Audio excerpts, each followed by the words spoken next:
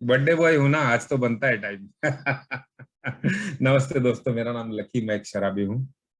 हाय लक्की जी। वाह, हाय लक्की हाय भाई। एवरीवन। परमेश्वर कृपा, अल्कोहलिक्स अनोनिमस का मार्गदर्शन। आज के दिन शराब के पहले गुट से दूर हूँ। मैं reviver group of Alcoholics Anonymous Thane का मेंबर हूँ।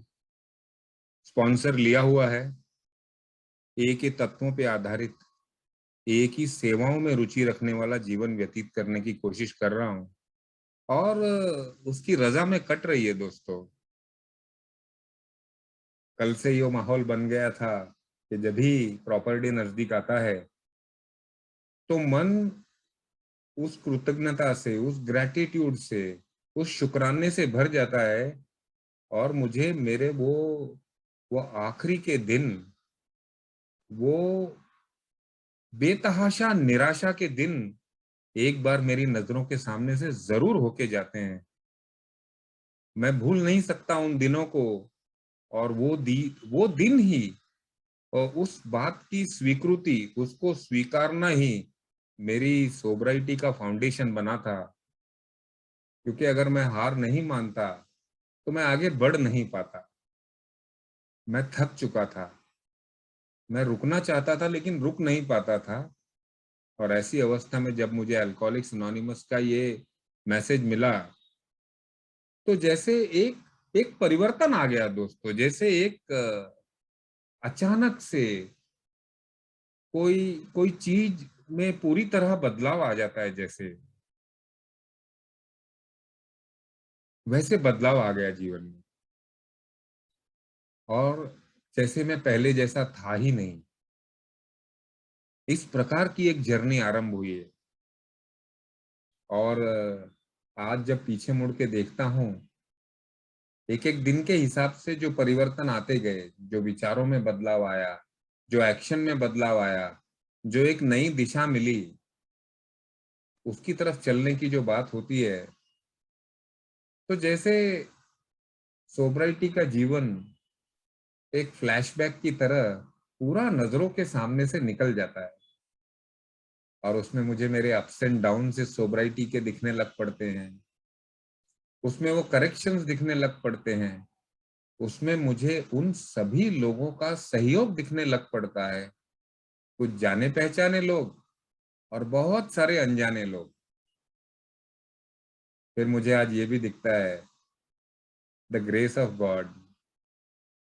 महसूस करता हूँ उस ग्रेस को, उस प्यार को, उस आशीर्वाद को, जो मेरे मेंबर्स के द्वारा व्यक्त हुआ, जो मेरे परिवार में से आया, जो मेरे बिजनेस में से आया।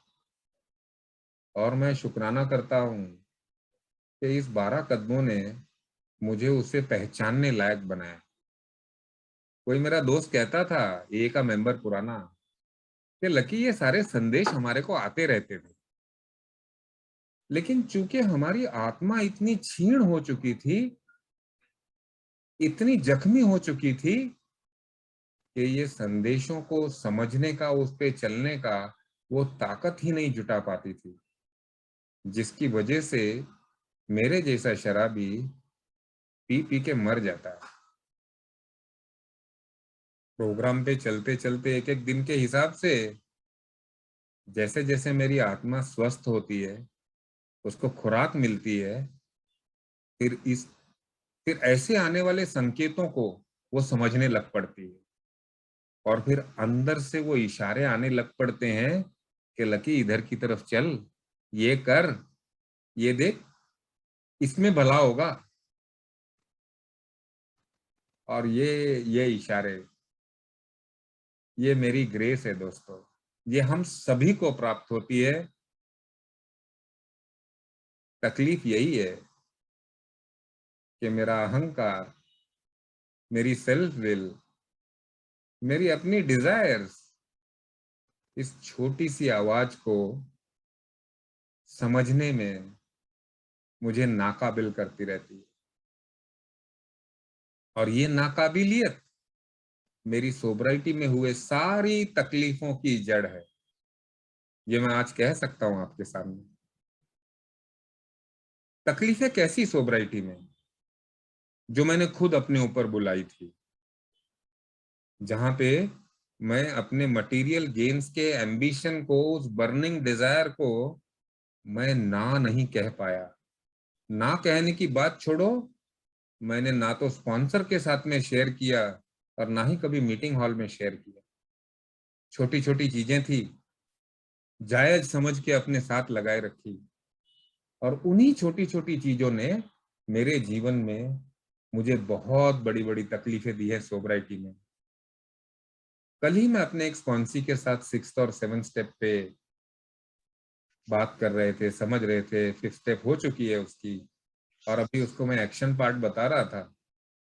और वो एक्शन पार्ट बताते बताते मुझे भी याद आ गया, लकी अभी तक बहुत सारी छोटी छोटी चीजें हैं जिसके ऊपर तूने काम करने की तैयारी नहीं बताई है, जो अभी भी तुझे लगती है तू कर लेगा।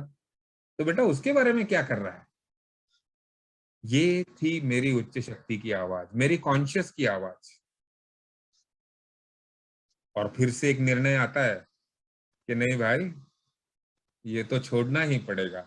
इसके ऊपर अभी तक तूने काम नहीं किया, कोई बात नहीं, लेकिन करना तो है, जरूर करना है। शायद ये छोटी चीज है, लेकिन करना तो पड़ेगा। और फिर से वो निर्धार बना के मैं शुरू हो गया।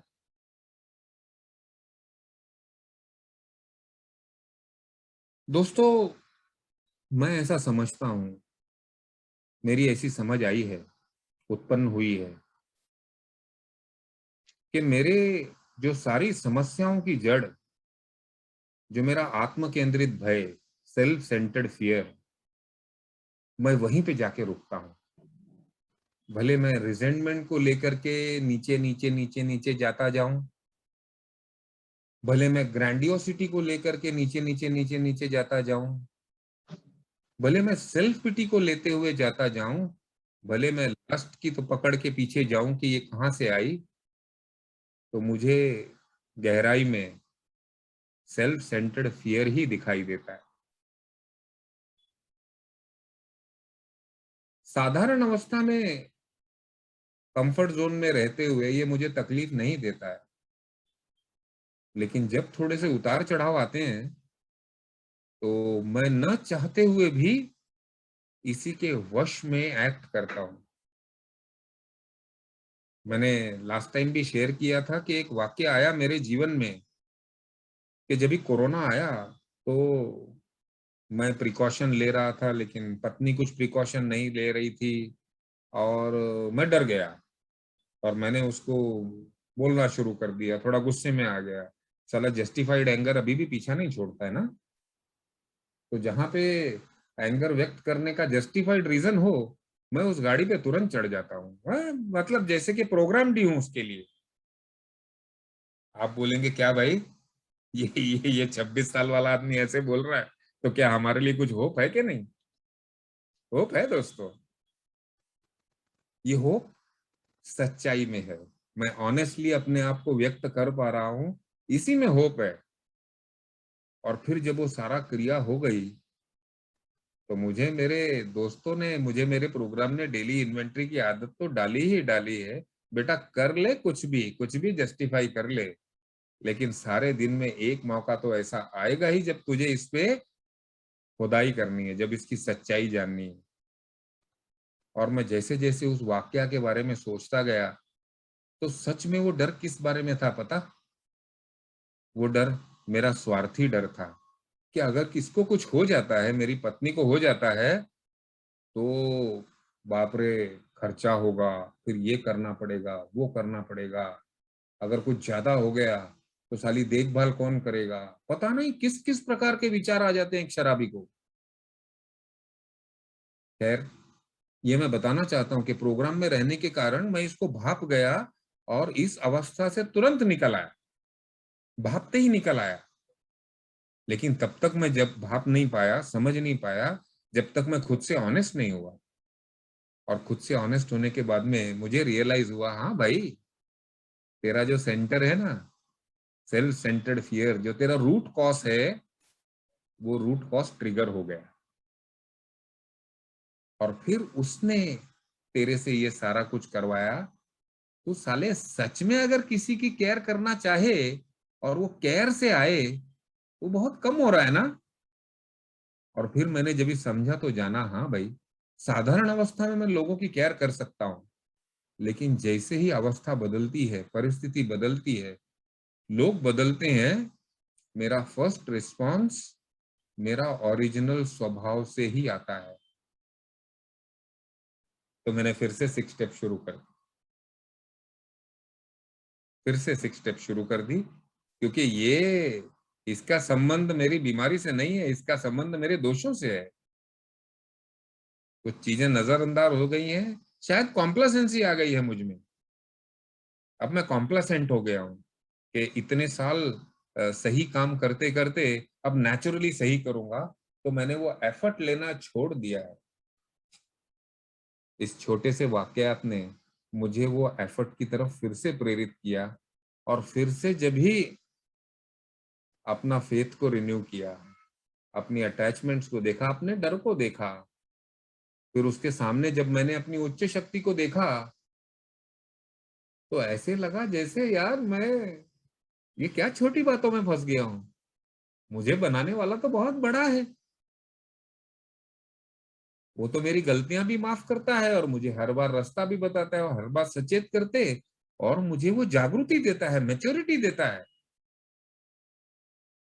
और फिर मैं उसकी तरफ चल पड़ा। आज का जो थॉट है ना दोस्तों, वो थॉट ने जितना मेरे जीवन को गाइड किया, उतना शायद किसी भी एक के थॉट ने गाइड नहीं किया। और उसके पीछे का कारण है, मैं आपको बताऊं। मैं सिख हूं, और हमारे सिखों में एक प्रथा है कि हमारा गुरु ग्रंथ साहब को हम गुरु बोलते हैं। तो जब कभी हम किसी डायलेमा में होते हैं, तो हम क्या करते हैं, हम गुरुद्वारे जाते हैं, स्वच्छ होके गुरु ग्रंथ साहब के पन्ने खोलते हैं, जो भी खुल जाए वो खोलते हैं, और लेफ्ट साइड के बॉटम से पढ़ना शुरू करते हैं। और उस एक पन्ने में मेरी समस्याओं का या मेरे डायरेक्शन का उसमें जवाब हमको मिलता है। ये मेरा मानना है, बचपन से ही मुझे सिखाया गया, और इसी पे मेरी श्रद्धा है। और यही चीज लागू हो गई अल्कोहलिक्स अनोनिमस में। मैं 13 दिसंबर को मेरी सोबराइटी का डेट आया, और 13 दिसंबर का गाइडिंग थॉट मेरे लिए गुरु ग्रंथ साहब के मुखवा की तरह हो गया। ये बात मैंने तीसरे साल जानी दोस्तों, थर्ड ईयर ऑफ सोबराइटी। पहले 2 साल तो अपनी रवानी में उड़ता रहा। फिर तीसरे साल में जब इसकी तरफ देखा, तो मैंने कहा यार, ये मुखवाक है तेरे गुरु का, और देख क्या लिखा है, thinking of others, helping others. मेरा स्वभाव भी उसी प्रकार का था, क्योंकि मैं पीपल प्लीजर हूं ना। इंफीरियोरिटी कॉम्प्लेक्स के जरिए मेरे दोषों को ट्रिगर मिलता है, अपने आप को कम समझने वाला, अपनी परिस्थितियों से ओवरवेल्म होने वाला, सिकुड़ के अंतर्मुख होने वाला, सेल्फ पिटी में, डिप्रेशन में रहने वाला व्यक्तिमत्व था मेरा। तो मेरे लिए तो जो ये संदेश था, ये सच में ऐसा था कि शुरुआत से लेके अंत तक, जिस दिन भी शायद वो आखिरी दिन आएगा, तभी तक ये संदेश, ये थॉट, ये मुझे गाइड करता रहेगा। ऐसा मेरा पर्सनल विश्वास है दोस्तों। और ये पर्सनल विश्वास का मैंने आपको कारण भी बताया। ये प्रथा से आया हुआ विश्वास है। Our very lives as ex-problem drinkers depend upon our constant thought of others and how we may help meet their needs.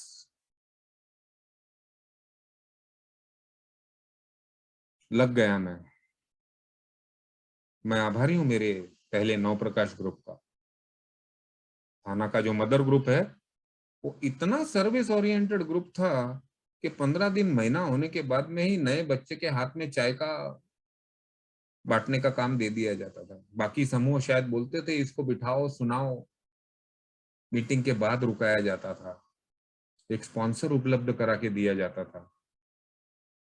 हमारे ग्रुप में 1 साल सोबर वाला हर बार सेक्रेटरी बना है, और 1 साल की सोब्राइटी पूरे होते होते वो सेक्रेटरीशिप का जिम्मा पकड़ा दिया, तैयार कर लिया बातों ही बातों में।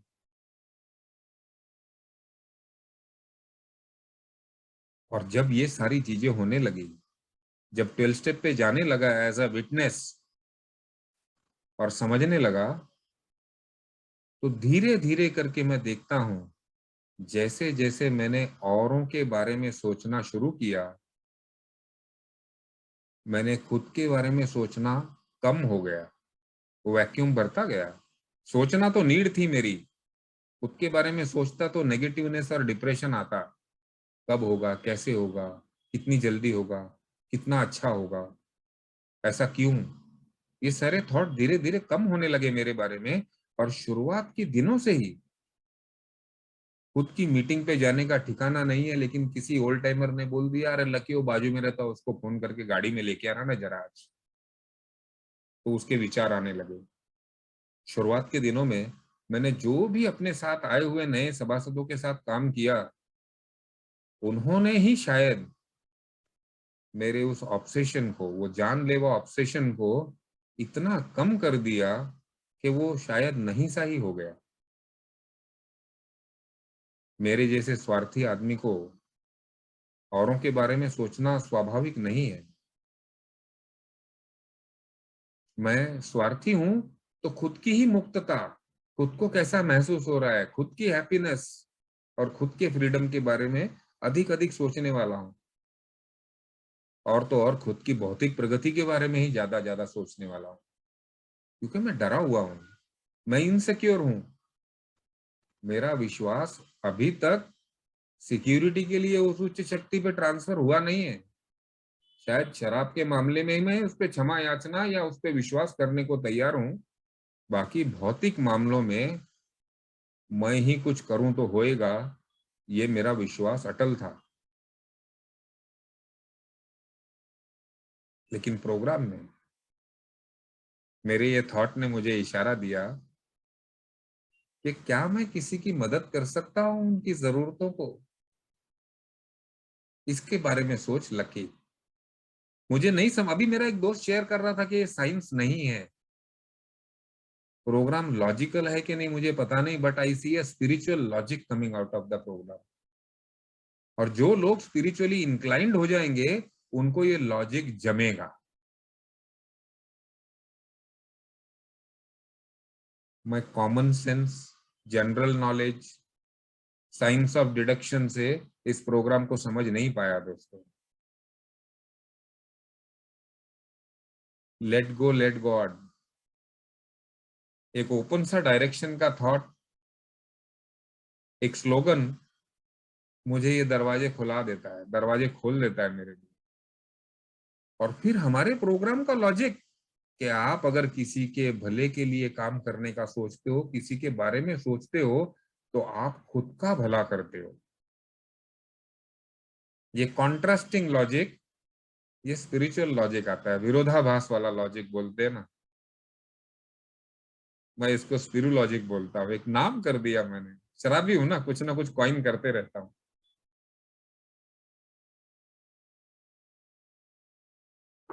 तो क्या कोई व्यक्ति बात नहीं कर रहा है तो मैं उससे बात करूं? कोई साला नाखुश दिख रहा है, बुझा बुझा दिख रहा है, चल ना मौसम हल्का करते हैं, दो जोक मारते हैं, खुद के ऊपर जोक मारते हैं, मौसम अच्छा बनाते हैं थोड़ा सा। जो चीजें मैंने शराब पीने के लिए और एप्रिसिएशन के लिए जो मानवी तौर तरीके यूज किए थे, वही लायबिलिटीज बन गए थे, लेकिन मेरे प्रोग्राम ने फिर से उनको मेरे एसेट्स में बदली कर दिया। वही तौर तरीका था, लेकिन अभी उद्देश्य दूसरा था। अभी मुझे कोई एप्रिसिएशन या बड़प्पन हासिल नहीं करना था। मुझे तो इस बुझे हुए चिराग को, जो आज मायूस घूम रहा है, उसके साथ में बात करके उसके मन को कुछ आशा देने का प्रयत्न करना था। यकीन मानो दोस्तों, लोगों को आशा देते देते, लोगों को हंसाते हंसाते मेरी जिंदगी की मायूसी चली गई दोस्त, मेरी जिंदगी की निराशा चली गई। क्या मुंह लटका के घूम रहा है? जब मैं लोगों को बोलता था तो वो थॉट मेरे अंदर रेजोनेट करने लग गए, और जब कभी लो आने लगा तो मेरी आवाज मुझे सुनाई देने लगी। ओए सरदार, क्या कर रहा है साले, मुंह लटका के बैठा हुआ है, क्या हो गया तेरे को? ये भी कोई साली ब्रूड करने वाली बात है? Suit up and show up, step 3, suit up and show up. चल आगे बढ़, आगे बढ़। ये मेरा दोष है कि मेरी तकलीफों में मुझे वालो करने को, मुझे उसी में रहने को मुझे अच्छा लगता है। पुअर मी, सुधीर हमेशा कहता है पुअर मी, यस, अच्छा लगता है साला। इसके लिए मैं अधिक से अधिक समय रहता हूं औरों को चीयर अप करने में, खुद चीयर अप होने लगा। और दोस्तों, ये प्रोग्राम ना प्यार से खुशी खुशी लेने वाला है। जब मैं खुश होता हूं, कृतज्ञता से प्रोग्राम समझने की बात करता हूं, तो मुझे कुछ और समझ में आता है। जब मैं डरे हुए, हारे हुए मन से सोल्यूशन के लिए जाता हूं, तभी शायद मुझे कुछ दिखाई देता नहीं है। मुझे कंट्रीब्यूट करना चाहिए औरों की जिंदगी में। और यहाँ पे कंट्रीब्यूशन का तरीका झूठ में नहीं था। यहाँ पे कंट्रीब्यूशन का तरीका खुद की सच्चाई बयां करते हुए उस सच्चाई में अपनी बेवकूफी पे हंसने का था। और जब मैं खुद की बेवकूफी पे हंसता था बयां करते हुए, तो सामने वाले को भी उसकी बेवकूफी समझ में आती थी, फिर दोनों हंसने लग पड़ते थे। तो ऐसी कोई चीज जो मुझे गंभीर कर गई, मुझे निराश कर गई, पल में साली निकल जाती थी, कल देखेंगे रे। फिर बाकी का सपोर्ट सिस्टम काम करने लग पड़ता था, फिर लेट गो करना आसान हो जाता था, फिर one day at A time practice करना और आसान हो जाता था। मुझे याद है, मेरा एक दोस्त है, ये मेंबर है, और वो जब कभी किसी की बीमारी के बारे में सुने ना, तकलीफ के बारे में सुने, तो वो इतना निराश हो जाता है और ऐसे महसूस करने लग पड़ता है उसको कि मेरे को ये समस्या हो गई है। और फिर वो ऐसे घूमेगा कि जैसे उसको कैंसर हो गया, उसको टीबी हो गया, उसको लंग कैंसर हो गया, सब ऐसे हो गया। और बातचीत होते रहती थी, क्योंकि हम लोग लगभग 2-3 साल ही आगे पीछे आए हैं, मैं सीनियर हूँ। और मैं उसको बोलता था, माधव देख, जिस दिन मरने का उस दिन मरने का। साले ये मरने से पहले क्यों तू उसकी इंस्टॉलमेंट भरता है। तो मेरे को बोलता है, साला ये क्या है रे? मैं बोला, साला तू इंस्टॉलमेंट में मर रहा है, तेरे को तकलीफ कुछ है नहीं, तेरे को किसी ने शेयर कर दिया, तू डरा हुआ है और तेरे को ट्रिगर हो गया, और तेरे को लगता है कि मेरे हाथ में ये जो दुख रहा है 2 दिनों से, नमने से ना, ये मेरे को लकवा ही मारने वाला है अभी।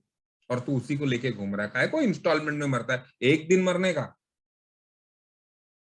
अब ये कुछ सामान्य सी बातें मैंने उसको कह दी। और जब ऐसे वक्त आने लगे कि मुझे तकलीफें होने लगी, ये चीजें मेरे कानों में बजने लगी दोस्तों। यानी कि मैंने दूसरों को चीयर अप करने के लिए जो कुछ भी बयां किया, जो कुछ भी कहा, वो घूम के मेरे पास आया मेरे तकलीफ के वक्त में। और मुझे समझ में आया, अरे इंस्टॉलमेंट में क्यों मरता है दोस्त, मरना तो है सबने। ये हम जान चुके हैं, ये सच्चाई स्वीकार कर चुके हैं। No installments of death. एक ही टाइम होगा, जब होगा वो हमारे हाथ में नहीं है। I will live, I have to remember, I am happy, joyous and free. और जब मैं इन चीजों को समझने लग पड़ता हूं, तो सहनीय हो जाता है, फिर इलाज आसान हो जाता है, दवाइयों के रिजल्ट बड़े अच्छे आने लग पड़ते हैं, और फिर डॉक्टर खुश होने लग पड़ते हैं, अरे वाह, वेरी गुड रिजल्ट्स। तो ये जो अच्छे रिजल्ट आए, मेरे बॉडी ने अच्छा रिस्पॉन्ड किया, ये कहाँ से आया? ये क्या चेंजेस हो गए? कितनी छोटी सी बात है ये, लेकिन इस छोटी सी बात ने मुझे उस जोन में ले गई। मैं आज यहाँ पे शेयर करना चाहता हूँ कि जैसे हमारे कैरेक्टर डिफेक्ट्स ट्रिगर होते हैं ना दोस्तों, उसी प्रकार से हमारी श्रद्धा भी ट्रिगर होती है। और जैसे जैसे हम औरों के बारे में सोचते हैं, भले वो 12 स्टेप का वर्क हो, भले ग्रुप में सेक्रेटरी का वर्क हो, भले अपनी सोसाइटी के बॉडी के ऊपर का कोई वर्क हो, it triggers it triggers your faith. और फिर जैसे ही फेथ ट्रिगर होती है, रिजल्ट उसके वैसे ही है जैसे आपके कैरेक्टर डिफेक्ट ट्रिगर हो जाते हैं। आप गहराइयों में जाने लगते हैं, और जब आपकी फेथ ट्रिगर होती है ना, तो आप हल्का महसूस करने लग पड़ते हैं। आपका बर्डन कम होने लग पड़ता है। You become useful and you see purpose in life.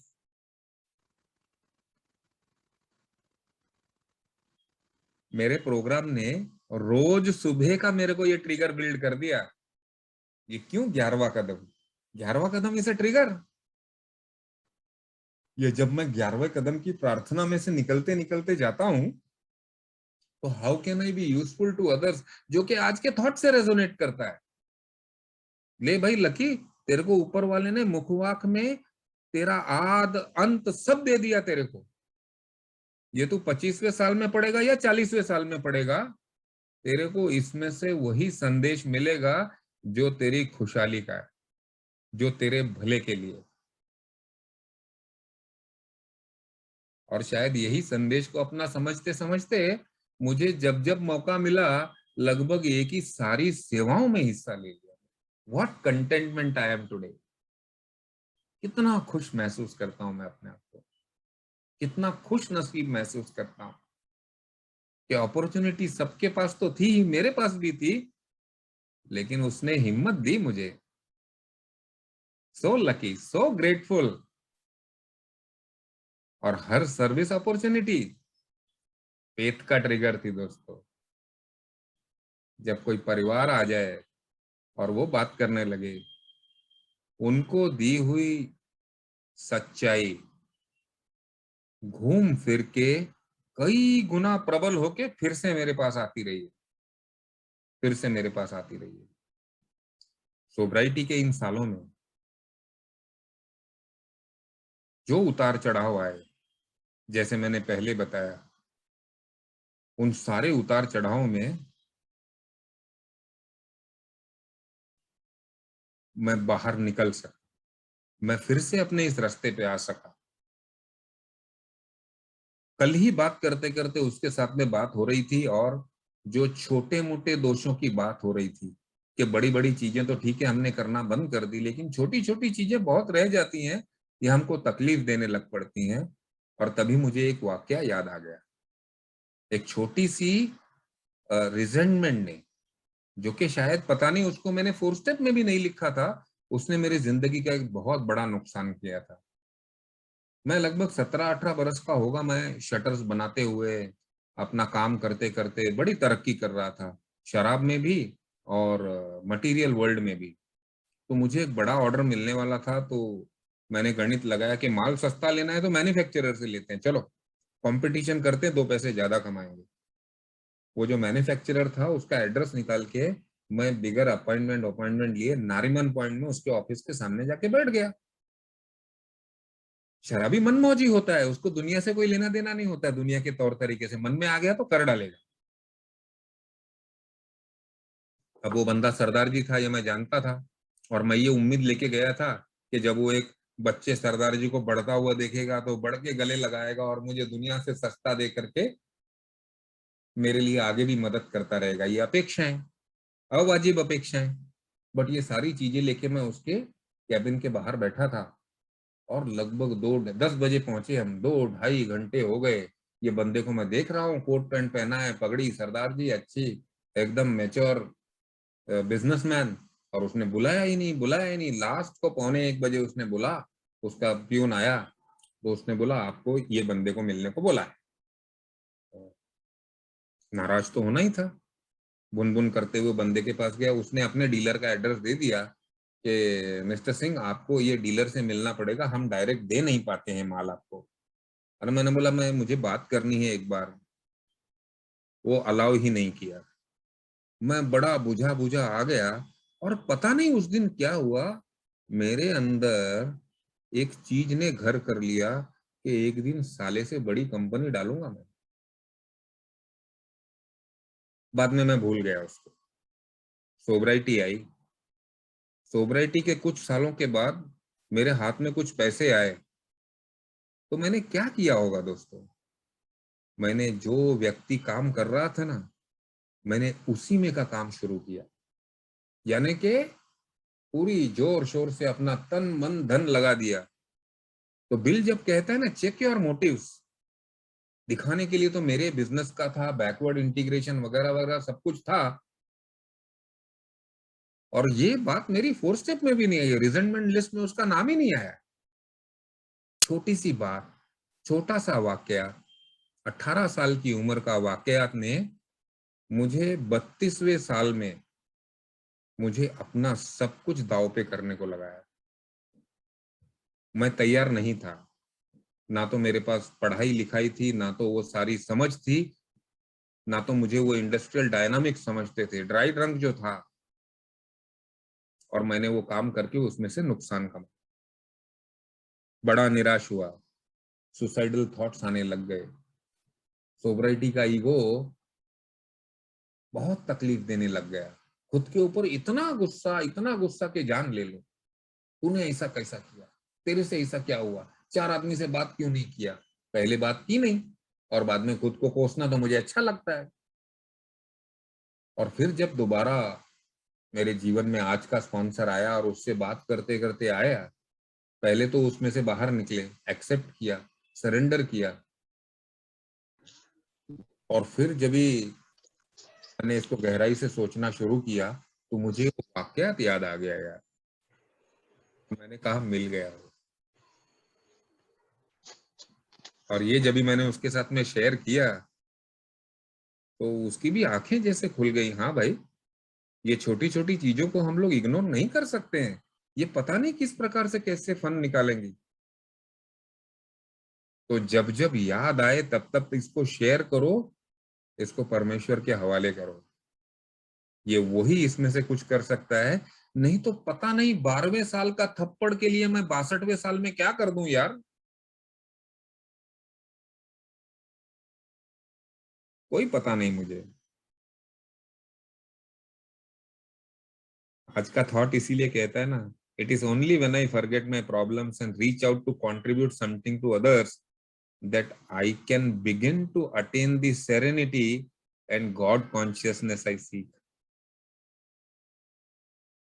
मेरी इन समस्याओं का हल ही मेरा दूसरी तरफ है। इस तरफ रहते हुए, भौतिक जिंदगी में रहते हुए इनका समस्या हल मिलेगा ही नहीं मुझे। मुझे मेरी उच्च शक्ति का दायरा बढ़ाना पड़ेगा। I don't have choice. God consciousness, constant remembrance. अब ये कुछ ऐसा लगेगा मेरे नए दोस्तों को जो जुड़े हुए हैं आज, कि ये क्या सरदार सटिया गया है कि क्या पागल हो गया है। ये गॉड कॉन्शियसनेस और कांस्टेंट रिमेम्बरेंस मतलब हमेशा उसको याद रखने की कोशिश, ये हमारे सारे ग्रंथों में आपको मिलेगी, क्योंकि ये यूनिवर्सल प्रिंसिपल है। मैं अपने से जब बड़ी शक्ति को मानता हूं, अधीन करता हूं, तो मैं नम्र होता हूं। तो अगर कोई मुझसे ये पूछता है कि नम्रता कैसे उपजाई जा सकती है, तो इस गॉड कॉन्शियसनेस का हल चलाते हुए, हमेशा एक उच्च शक्ति को याद करते हुए, उसका अपने जीवन में प्रभाव देखते, महसूस करते, शुक्राना करते हुए, तो ही वो नम्रता की उपज हो सकती है। नहीं तो अपमान के बाद तो नम्रता आती है, लेकिन उसका रूप नम्रता होता है। बाकी तो साला एक मेरे जैसा क्रिबिंग डिफीट हुआ आदमी होता है, जो कि बैड लूजर है साला, बैड लूजर। आज की तारीख में भी जिंदगी में काम करते हुए बहुत सारे कॉन्ट्रैक्ट चले जाते हैं, कोई कुछ कर लेता है, मैं क्रिबिंग करने लग पड़ता हूँ दोस्तों। बट शुक्र ये है कि वो क्रिबिंग बहुत थोड़े टाइम तक होती है, क्योंकि क्रिबिंग के सामने मेरे इतने सारे थॉट्स मन में बॉम्बार्ड करने लग पड़ते हैं कि पूछो मत। ये भाई तू मेहनत क्यों सी दुनिया में कर रहा है, ये व्यवहार है, this is a human economy. ये ह्यूमन इकोनॉमी में, जो ये ह्यूमन इकोनॉमी को स्मार्टली मैनेज कर सकेगा वो जीतेगा। लेकिन बेवड़े तेरी लड़ाई तो है ही नहीं इधर, तेरी तो प्रोग्रेस लाइन के वो बाजू है, चल उधर। देख आज क्या चीज के लिए तू शुक्रिया अदा कर सकेगा, and then suddenly everything changes, everything changes.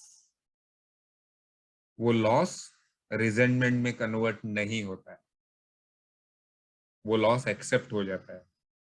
और वो लॉस के बाद कई बार हमको तकलीफ देने वालों के लिए प्रार्थना करो वाली प्रथा भी अपने आप ही आ जाती है।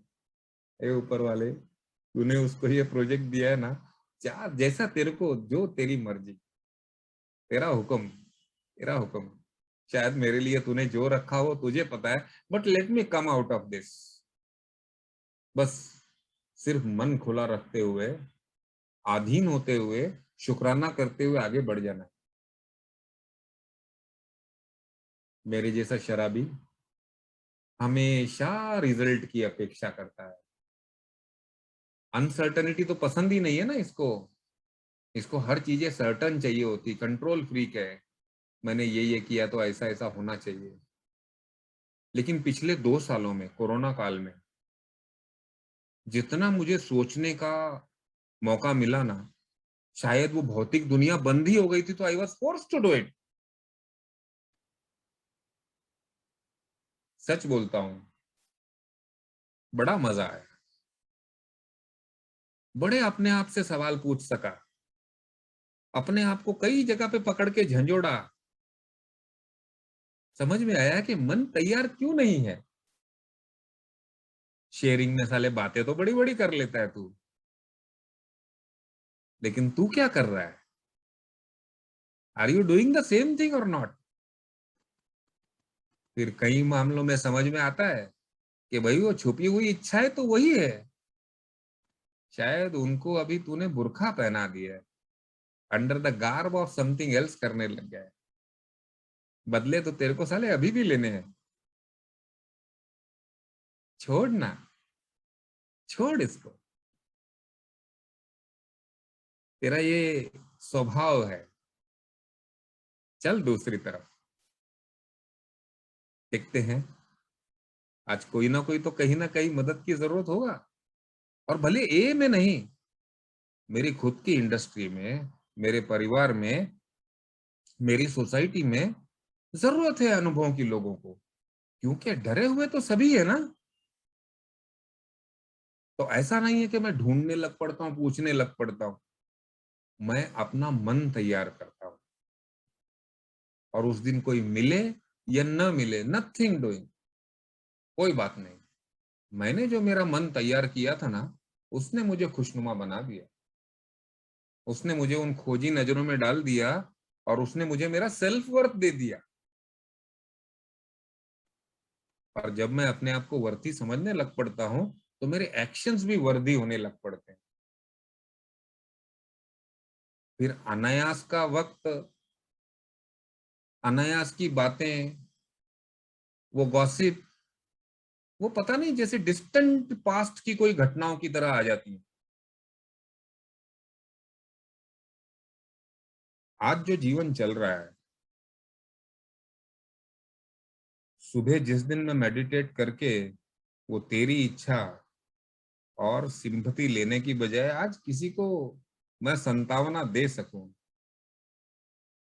कुछ मांगने की बजाय अगर किसी को कुछ देने को बन सकता है तो दे पाऊं, ये जब ये अवस्था लेके चलता हूं, तो बाद में दिन इतना सुंदर जाता है दोस्तों, पूछो ही मत। अपना हाई है। अब हमारे को, हम शराबी हैं तो हाई ही बोलना पड़ता है, बट लेकिन अपनी मुक्तता है। कंपैरिजंस होते हैं। अब रिसेंटली, पिछले 1.5 सालों से हमारे बिजनेस का स्वरूप बदली हुआ है। मेरा एक बंदा मेरे साथ में जुड़ा है, और वो बहुत अच्छा लीड कर रहा है, और हमारे बिजनेस का स्वरूप बदलते गया तो हमारे टर्नओवर्स बढ़ गए। तो साली लालसा जागरूक हो गई फिर से। अब ये 200, 500, 1000 फिर खींचना पड़ता है खुद को। हमारा काम है एक्शन। हम हम नहीं इन डिजायर्स की गेम में पड़ना चाहिए लकी तेरे को। क्योंकि ये ट्रिगर हो गई ना तो एक के बाद एक श्रृंखलाबद्ध तरीके से आएंगी। और तू अपने आप को साधारण व्यक्ति समझते हुए इनको झेलने के प्रयास करने में लग पड़ेगा और कभी ओवरवेल्म हो जाएगा, कभी दब जाएगा, ये तेरे को पता ही नहीं चलेगा। तो बड़ी मुश्किल से खुद की बॉन्डेज, खुद की गुलामी से तेरे को मुक्ति मिली है कुछ मामलों में, साले वो भी खो देगा।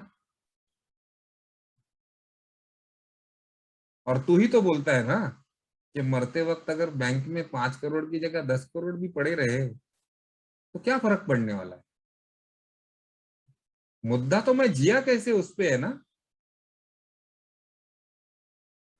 मेरी बातें, मेरे ए मेंबर्स की बातें वो मुझे सुनाई देने लग पड़ती है और मैं समझता हूं this is the constant remembrance.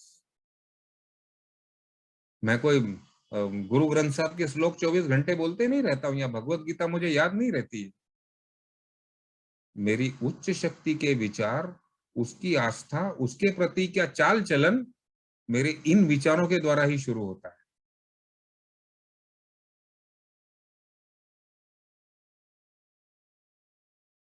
कोशिश करता हूं दोस्तों, मैं आज करता रहूं, करता रहूं। और इस प्रवास में अभी तो मेरा बच्चा भी ए में आने लग गया है, पूछता है कभी कभी कुछ चीजों को, फिर वो अपने बाप वाले टोन को साइड में रखते हुए ए मेंबर वाला टोन ले आता हूं। अभी स्वाभाविक हो गया। अब कुछ चीजें बहू आने वाली है, आगे वाली चीजें बदलाव में दिखाई देती हैं। फिर मन बोलता है कि भाई खुला मन रख, किसी भी प्रकार की डिजायर बना ही मत, जो हुक्म होगा वो अच्छा होगा। Yes, let us concentrate on today, आज, आज, अभी। Let us not go into future benefits और फ्यूचर लॉसेस। वो ट्रैप है तेरा। That is where your self centered fear will take you. God consciousness will bring it today into this meeting, into today's gratitude day. कोशिश करता हूं दोस्तों मैं कि भविष्य में आने वाले बेनिफिट या भविष्य में आने होने वाली तकलीफों के बारे में आज नहीं सोचूं, आज उसकी इंस्टॉलमेंट नहीं भरूं। Though, I was bound to do it, but मुझे मेरी उच्च शक्ति ने बंधन मुक्त किया है। लेकिन उसने क्या, वो इतना प्यार करता है ना, फिर से बंधने की मेरी क्रिया को रोकता भी नहीं है वो। I have to do the action and that is where the action is. Daily action लेने की कोशिश करता हूँ और होता है दोस्तों, बड़ी आसानी से होता है। मैं इतना कहूँ, बड़ी आसानी से होता है, बड़ा अच्छा भी लगता है। एक एक दिन के हिसाब से सोबराइटी के सालों के साथ मेरी उस उच्च शक्ति की समझ को बढ़ाना, हर एक दायरे में उसका प्रभाव लेके आना, ये पर्पस मेरा बन चुका है and I am trying to do that. व्यवहार अपने आप हो रहे हैं। जब मैं परिस्थितियों के विपरीत जाऊं तो जाके मुझे जुगाड़ लगाने पड़ते हैं दोस्तों, लेकिन फ्लो के साथ में जाता हूं तो जो होने वाली चीजें हैं वो होती हैं। मुझे इस बात का विश्वास हो चुका है कि मेरे पास जो भी कलाएं उस उच्च शक्ति ने दी हैं, जो भी मुझे अनुभव दिए हैं, not only about A but बाकी जमाने के, व्यवहार के, बिजनेस के, वो सारे के सारे रिजल्ट लाएंगे। मेरे को विश्वास जमाने पे नहीं है, मेरे को विश्वास उस उच्च शक्ति पे है और विश्वास अपनी स्किल्स पे है। और अगर मैं अपनी औकात में रहूं तो मैं उसका आनंद ले सकूंगा। और जब मैं इस औकात को क्रॉस करते हुए चीजों को फोर्स करना शुरू करता हूं ना, तो वही चीजें जो मुझे आनंद देती है ना, मुझे इतनी तकलीफ देने लगेंगी कि जीवन असहनीय हो जाएगा। वो अनमैनेजेबिलिटी के दायरे में चला जाऊंगा। ये जरूर सोचता हूँ, लोन लेता हूं आज भी, क्योंकि व्यवहार है। मैं ये समझ चुका हूं कि अपने आप को मैं किसी पत्थर की दीवारों में चुन के सुरक्षित नहीं बना सकता हूं। मैं वल्नरेबल रहूंगा।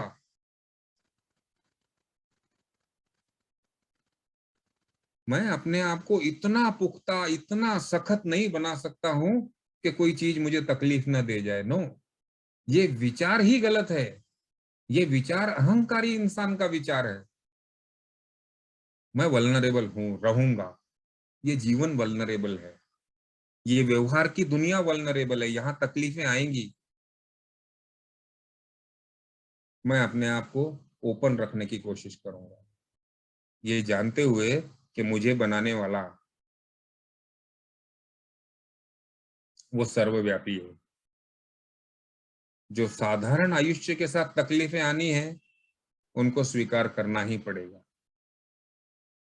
मैं कम से कम खुद जो तकलीफें अपने ऊपर बुला लेता हूं, जिनको मोल ले लेता हूं, उनको ना करने की हिम्मत मुझे उसी के पास से मिलेगी। रोज हिम्मत मांगता हूं दोस्तों, और रोज मिलती है। मुझे ना कुछ अतरंग करने की आदत है। बोर हो जाता हूं तो कुछ ना कुछ अतरंग करने की आदत है। तो मैं मेरे स्पॉन्सर के साथ एक बार चर्चा कर रहा था, उसकी भी यही आदत है। भले उसका बिजनेस कुछ और चल रहा है, तो कभी होटल डालना है, कभी ये करना है, कभी वो करना है, कभी रिहैब डालें, ये सारे विचार घूम घूम के जाते हैं। और फिर पिछले 20 सालों से ना तो उसने कुछ उल्टा सीधा किया है, ना मैंने कुछ उल्टा सीधा किया। तो जब ऐसे आड़े टेढ़े विचार आते हैं ना, तो उनको कुछ वक्त दिमाग में रख के हंस के छोड़ देते। मिस्ड अपॉर्चुनिटी नहीं लगती है, मन को मलाल नहीं लगता है, और उस मुक्तसा का सांस लेते हैं। अरे वाह, जो मैं आज का काम कर रहा हूँ इतना सुंदर काम है। दोपहर को 12 बजे मैं मीटिंग ज्वाइन कर सकता हूँ, शाम को 6 बजे मीटिंग ज्वाइन कर सकता हूँ, 4 दिन की रिट्रीट में जा सकता हूँ। What freedom I have. अपनों से मिलने का ये फ्रीडम, क्या मैं कुछ और भौतिक प्रगति के लिए गंवाना चाहूंगा क्या? No dear, too high a price, too high a price. मेरी आजादी की, मेरी खुशी की, मेरे आनंद की अनमोल कीमत है। चंद सिक्कों के लिए गंवाने लायक नहीं है। आज कम से कम इस बात की कदर आ गई है। और फिर ऐसी अपॉर्चुनिटीज को ना बोलने की हिम्मत आ जाती है, क्योंकि अब मैंने सही तुलना की है। जब जब मैं बाहर के लोगों के साथ तुलना करता रहा, तो सब कुछ वाजिबी लगा ना, सब कुछ जायज लगा। करना चाहिए, करना चाहिए, अभी नहीं करेगा तो कभी करेगा, ये भी कर, ये भी कर, ये भी कर। लेकिन मेरा खुद का अनुभव है, मैं जब अपने आप को अंडर एस्टिमेट करता हूं तो बहुत करता हूं, उसी तरह जब मैं अपने आप को ओवर एस्टिमेट करता हूं तो भी बहुत ही करता हूं। लिंक टूट जाती है मेरी, और फिर पता नहीं कौन से बादलों में उड़ता हूं और कहां जाके गिरता हूं। So today I want to feel this freedom, to let there be it with me. ये जो अनमोल गिफ्ट मुझे मिली है, अपने आप को समझने की, अपने आप को जानने की, और अपनी गलतियों को सुधारने की क्रिया की, जो मुझे अल्कोहलिक्स अनोनिमस के इन 12 कदमों से आप सब लोगों के पास से मिली है, ये गिफ्ट नहीं खोना चाहता मैं, नहीं खोना चाहता। So thank you guys today for giving me this opportunity to share on my gratitude day. आप सभी का शुक्रिया अदा कर रहा हूँ कि आपने मुझे ये शेयरिंग का मौका देते हुए मेरे उस फेथ को रिन्यू करने का मौका दिया, मेरे उन अनुभवों को सच्चाई से बयां करने का मौका दिया। Thank you so much.